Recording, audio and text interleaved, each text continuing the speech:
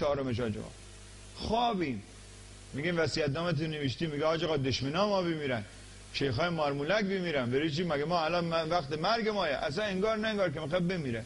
میگه ما آقا یه افطاری الان تمام عروس دامادا دارن جمعن اینجا، خب قلم بردار بگو بچه‌ها در عینی که در سلامت عقلم حی حاضر و خوشحالم که شما دور من جمع شدین، وصیت‌نامه من پدر رو بخونین که فردا آبرو ما نبرن تو دادگاه خانواده سر ارث میراث آجر به کله هم بزنین. که من شاهد همچین صحنه بودم. گفتم این پرایده کیه؟ گفت این خواهر اون سمنده که فرار میکنه برادره، این دنبال اوه، مگه بر چی باغ بالا رو نمیده به ما؟ جنگل مولای آجا باور کن، میگن شهر که شلوغ بشه قورباغه هم افتیرکش میشه. آقای عزیز به مسخره میگیرن. شما چه جور روزه میگیری؟ گفتن از ما نیست کسی که وصیت‌نامه‌اش زیر سرش نباشه. حالا نمیگم زیر بالش بذار، ولی بعضی که تو درابری جایی زیر میز تلویزیونی یا جایی وصیت‌نامه رو بنویس. میگه آقا کو حالا ها کو.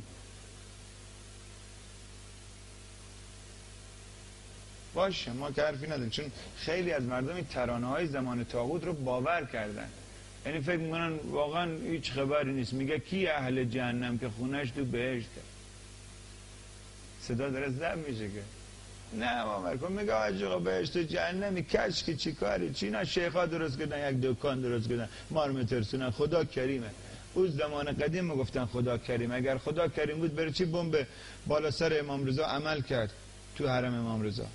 اگه خدا کریمه کجا بود کریمی خدا موقعی که روز اول ماه رجب حضرت آیت الله حکیم کنار مرقد مطهر حضرت علی علیه السلام یه مرتبه بم عمل کنه تیکه تیکه بشن؟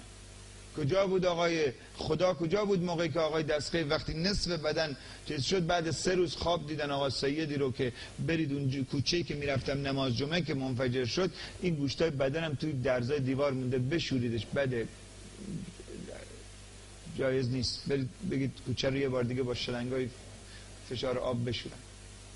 کجا بود موقعی که بیبی فاطمه زهرا بین در و دیوار گیر کرده گفت محسن من فز منو دریاب، محسنم از دست رفت؟ نگید آقا جان به خدا امان از بی سوادی. لا مصیبت اشد من الجهل، دردی بدتر از درد نادونی نیست.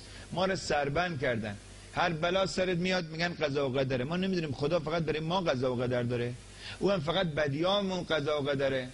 لقمه تو خون میزنیم، صبر داشته باش خدا داره تو رو امتحان میکنه. مگه بیکار خدا؟ هم فقط ناظم مدرسه مایه؟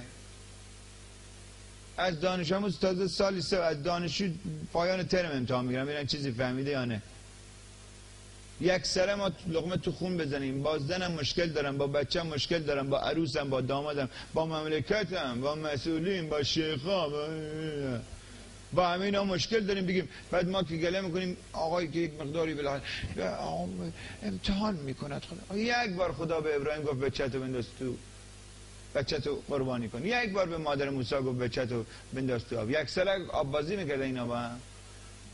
آقا دستی به طعنه میخوام بگم بر بخوره. مطالعه که الحمدلله نمیکنه اینا رو. شما میدونم که مطالعه نمیکنی. کی بره شبای برره نگاه کنه؟ 90 شب الله فهمید سبیلای شرکت شده نفهمیدم بالاخره جون مرگ چیکار کردید؟ نرگس به خاک سیاه نشست یا ننشست؟ مردم ایرانید شما، باور کنید آقا من بی سواد نیستم جلوتون اومدم ها. مردم ایرانید، بارتون آوردن. همینجور ساده اندیشید، زود راضی میشید، زود میخندید، زود میپسندید یه چیز، زود رأی میدید، زود رأی میدید. جو میگیره شما رو یک مرتبه اینا کودتا میکنید، پوزه همه جناها رو میزنید. البته از این انتخابات ما هم راضییم، خوشحالیم.